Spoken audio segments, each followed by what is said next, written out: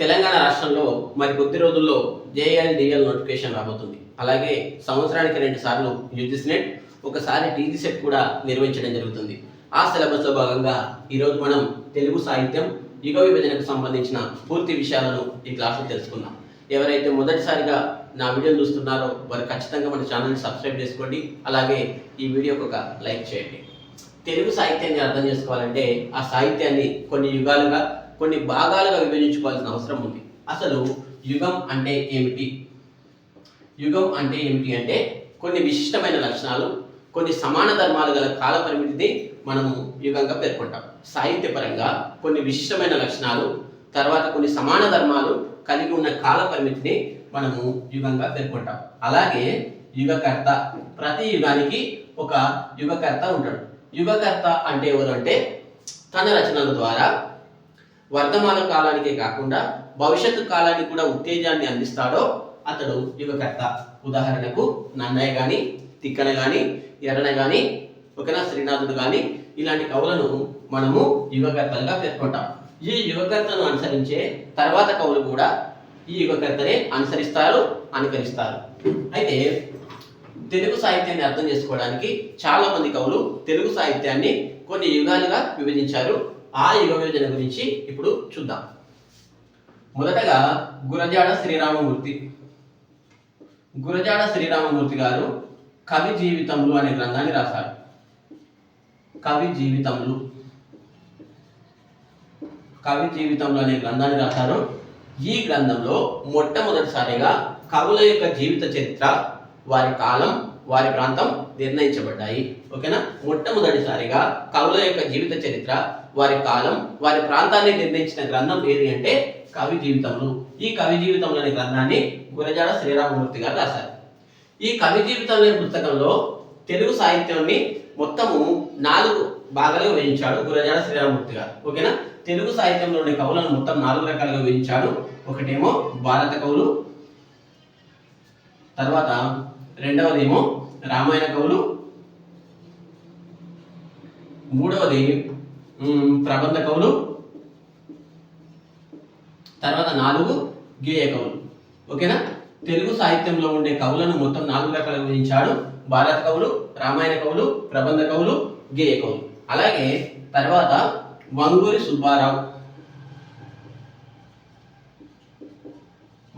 సుబ్బారావు గారు కూడా మొత్తము తెలుగు సాహిత్యంలో ఉండే కవులను 4 రకాలుగా విభజించాడు. భారత, రామాయణ, ప్రబంధ, గేయ కవులు. గురజాడ శ్రీరామమూర్తి ఎలాగైతే విభజించాడో అలాగే వంగూరి సుబ్బారావు గారు కూడా కవులను మొత్తం 4 రకాలుగా విభజించాడు. అయితే ఈయన రాసిన పుస్తకం ఏంటంటే ఆంధ్ర వాంగ్మయ చరిత్ర. ఓకేనా? ఆంధ్ర వాంగ్మయ చరిత్ర. ఓకేనా? తర్వాత ఎవరు అంటే కందుకూరి వీరేశలింగం. కందుకూరి వీరేశలింగం ఏం చేశారంటే కవుల చరిత్ర అనే గ్రంథాన్ని రాశారు. కవుల చరిత్ర. కందుకూరి వీరేశలింగం కవుల చరిత్ర అనే గ్రంథాన్ని రాశారు. ఈ గ్రంథంలో మొత్తము కవులను 3 రకాలుగా విభజించాడు. ఒకటి ప్రాచీన కవులు, మధ్యయుగ కవులు,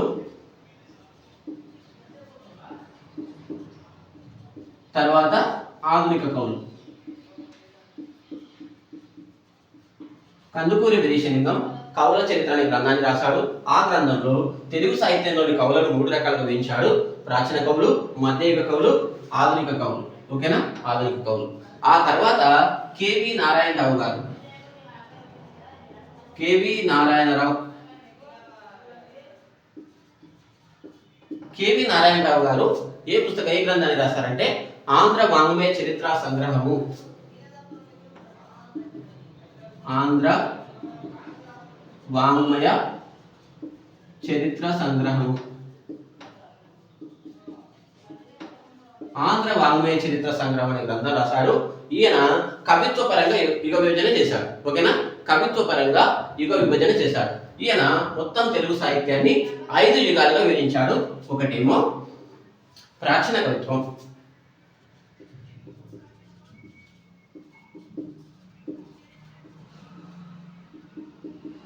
ప్రాచీన కవిత్వం. తర్వాత పురాణ కవిత్వం. ఓకేనా, పురాణ కవిత్వం.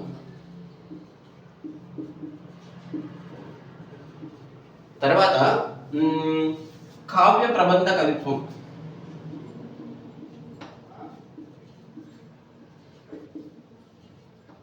కావ్య ప్రబంధ కవిత్వం. 4 అర్వాచీన కవిత్వం. ఆర్వాచీన కవిత్వం. 5 నవ్య కవిత్వం. ఓకేనా. కేవి నారాయణరావు గారు ఆంధ్ర వాంగ్మయ చరిత్ర సంగ్రామం అనే గ్రంథాన్ని రాశాడు.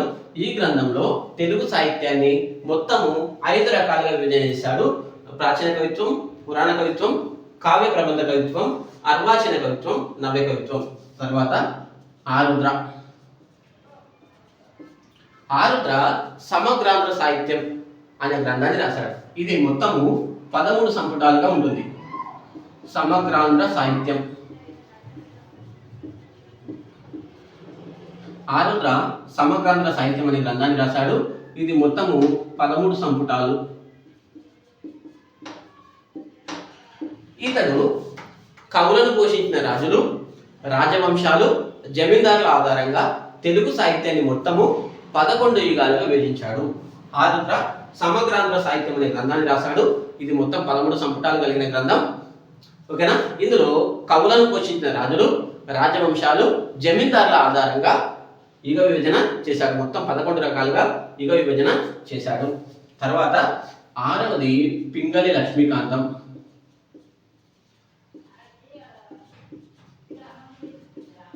మనము తెలుగు సాహిత్యాన్ని పింగళి లక్ష్మీకాంతం గారి విభజన ఆధారంగానే చదువుకుంటాం. ఓకేనా. పింగళి లక్ష్మీకాంతం గారు ఆంధ్ర సాహిత్య చరిత్ర అనే గ్రంథాన్ని రాశారు. ఆంధ్ర సాహిత్య చరిత్ర. ఆంధ్ర సాహిత్య చరిత్ర. ఆంధ్ర సాహిత్య చరిత్ర అనే గ్రంథాన్ని రాశారు. ఈ గ్రంథంలో తెలుగు సాహిత్యాన్ని మొత్తం 10 యుగాలుగా విభజించారు. ఓకేనా. తెలుగు సాహిత్యం ఏం చేశారంటే 10 యుగాలుగా విభజించారు. 10 యుగాలుగా విభజించారు. అందరు విమర్శకులు, అందరు పండితులు ఆమోదించబడిన, అంగీకరించబడిన విభజన ఏదైనా ఉంది అంటే అది పింగళి లక్ష్మీకాంతం గారి సాహిత్య యుగ విభజననే అందరూ ఆమోదించారు. ఈయన తెలుగు సాహిత్యాన్ని మొత్తం 10 యుగాలుగా విభజించాడు. ఆ 10 యుగాలు ఏంటంటే, 1 ప్రాంగణన్నయ యుగం. ప్రాంగణన్నయ యుగం.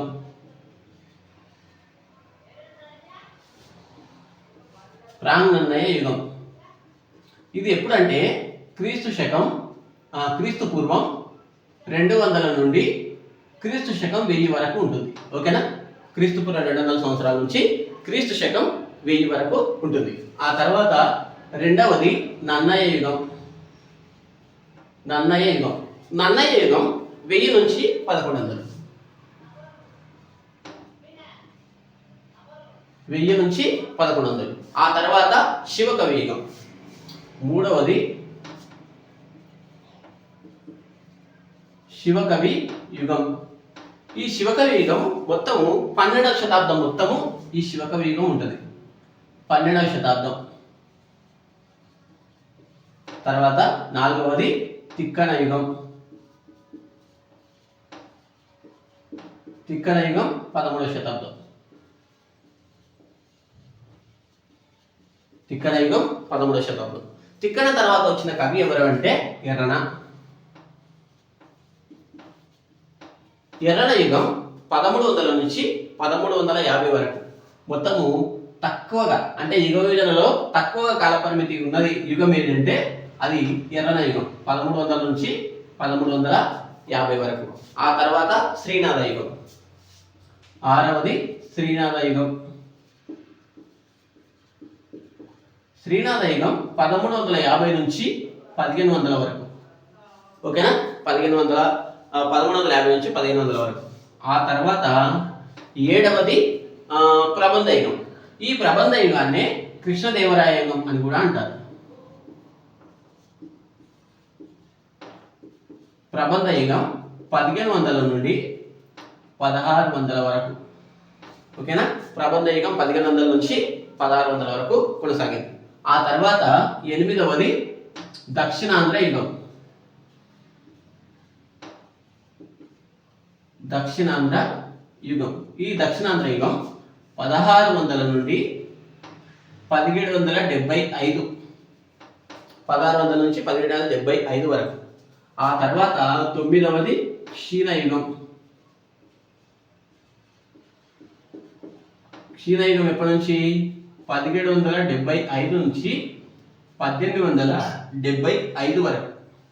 ఆ తర్వాత ఉండే విభజన ఏంటి అంటే ఆధునిక యుగం. ప్రస్తుతం మనము ఆధునిక యుగంలో ఉన్నాం. ఆధునిక యుగం ఎప్పటి నుంచి ఎప్పటి వరకు అంటే 1875 నుంచి నేటి వరకు. ఓకేనా? ఆధునిక యుగం 1875 నుంచి నేటి వరకు. మళ్ళీ ఒకసారి చూద్దాం. గురజాడ శ్రీరామమూర్తి గారు కవి జీవితంలో అనే గ్రంథాన్ని రాశారు. ఈ గ్రంథంలో తెలుగు సాహిత్యంలో ఉండే కవులను మొత్తం 4 రకాలుగా విభజించాడు. భారత కవులు, రామాయణ కవులు, ప్రబంధ కవులు, గేయ కవులు. అలాగే వంగూరి సుబ్బారావు గారు ఆంధ్ర వాంగ్మయ చరిత్ర అనే గ్రంథాన్ని రాశారు. ఈ గ్రంథంలో ఈయన కూడా కవులను మొత్తం 4 రకాలుగా విభజించాడు. భారత, రామాయణ, ప్రబంధ, గేయ కవులు. ఆ తర్వాత కందుకూరి వీరేశలింగం గారు కవుల చరిత్ర అనే గ్రంథాన్ని రాశారు. ఈయన కవులను మొత్తం 3 రకాలుగా విభజించాడు. ప్రాచీన కవులు, మధ్యయుగ కవులు, ఆధునిక కవులు. ఆ తర్వాత కేవి నారాయణరావు గారు ఆంధ్ర వాంగ్మయ చరిత్ర సంగ్రహము అనే గ్రంథాన్ని రాశారు. ఈయన కవిత్వ పరంగా మొత్తము 5 రకాలుగా కవులను విభజించాడు. ప్రాచీన కవిత్వం, పురాణ కవిత్వం, కావ్య ప్రబంధ కవిత్వం, అర్వాచీన కవిత్వం, నవ్య కవిత్వం. తర్వాత ఆరుద్ర సమగ్రాంధ్ర సాహిత్యం అనే 13 సంపుటాలు కలిగిన గ్రంథాన్ని రాశారు. ఈయన కవులను పోషించిన రాజులు, రాజవంశాలు, జమీందారుల ఆధారంగా తెలుగు సాహిత్యాన్ని మొత్తం 11 యుగాలుగా విభజించాడు. ఆ తర్వాత పింగళి లక్ష్మీకాంతం గారు ఆంధ్ర సాహిత్య చరిత్ర అనే గ్రంథాన్ని రాశారు. ఇందులో తెలుగు సాహిత్యాన్ని మొత్తము 10 యుగాలుగా విభజించాడు. ప్రాంగణ యుగం, నన్నయుగం, శివకవి యుగం, తిక్కన యుగం, ఎర్రన యుగం, శ్రీనాథ యుగం, ప్రబంధ యుగం, దక్షిణాంధ్ర యుగం, క్షీణయుగం, ఆధునిక యుగం. ఇది సాహిత్య విభజనకు సంబంధించిన విషయం. అయితే తెలుగు సాహిత్యాన్ని అర్థం చేసుకోవడానికి ఇంకా చాలా మంది సాహిత్య రచనలు చేశారు. ఆ సాహిత్య రచనల గురించి, అలాగే JL, DL, UGC net, TG సెట్లలో ఇంతకుముందు గతంలో ఎలాంటి ప్రశ్నలు వచ్చాయనే విషయాన్ని మనం తర్వాత క్లాస్లో తెలుసుకుందాం. నేను చెప్పే విధానం మీకు నచ్చినట్లయితే ఖచ్చితంగా ఈ వీడియోకి ఒక లైక్ చేయండి. తర్వాత వీడియో కోసం మన ఛానల్ని సబ్స్క్రైబ్ చేయండి. అలాగే మీ ఫ్రెండ్స్ అందరికీ ఈ వీడియోని షేర్ చేయండి. Thank you.